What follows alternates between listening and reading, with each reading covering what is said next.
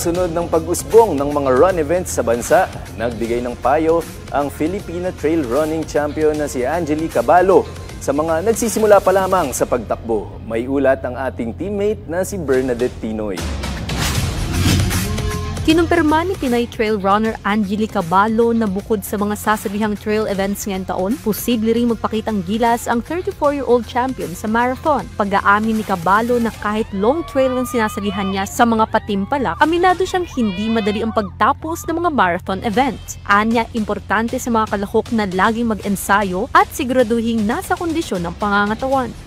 Safety first, palagi muna. Dapat fit to run, na i-fit yung katawan mo, na kaya mo talagang tumakbo. Kasi syempre hindi mo masasabi kung anong mangyayari. I mean, kung anong kondisyon ng katawan mo during the race.